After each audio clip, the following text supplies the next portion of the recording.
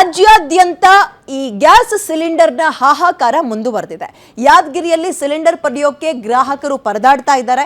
ಬಿಸಿಲಿನಲ್ಲಿ ಬೆಳಗ್ಗೆಯಿಂದ ಸಿಲಿಂಡರ್ಗಾಗಿ ಗ್ರಾಹಕರು ಕ್ಯೂ ನಿಂತಿದ್ದಾರೆ.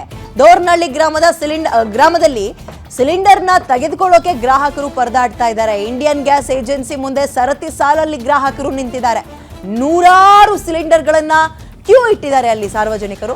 ಒಂದ್ ದಿನಕ್ಕೆ 50 ಸಿಲಿಂಡರ್ಗಳನ್ನ ಏಜೆನ್ಸಿ ಕೊಡ್ತಾ ಇದೆ. ಸಿಲಿಂಡರ್ಗೆ 50 ರೂಪಾಯಿ ಜಾಸ್ತಿ ಪಡಿತಾ ಇದ್ದಾರೆ ಎನ್ನುವ ಆರೋಪ. ಹೆಂಗ್ ಪಡಿತೀರಿ ನೀವು?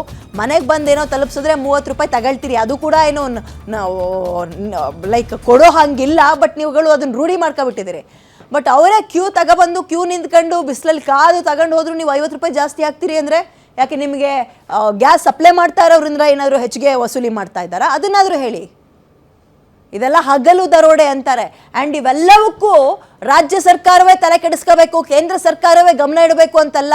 ಲೋಕಲ್ ಅಧಿಕಾರಿಗಳು ನೀವೇನು ಮಾಡ್ತಾ ಇರ್ತೀರಿ? ಜಿಲ್ಲಾಡಳಿತ ಪ್ರತಿಯೊಂದಕ್ಕೂ ಕಣ್ಣಿಡಬೇಕು. ಕೃತಕ ಎಮರ್ಜೆನ್ಸಿ ಶುರುವಾಗ್ತಾ ಇದೆ ಅಂದಾಗ ಇಂಥವುಗಳನ್ನೆಲ್ಲ ಗಮನ ಇಟ್ಟು ನೋಡಬೇಕು. ಇಲ್ಲ ನೀವು ಫೇಲ್ಯೂರ್ ಆದಂಗಲ್ಲಿ ಜಿಲ್ಲಾಡಳಿತ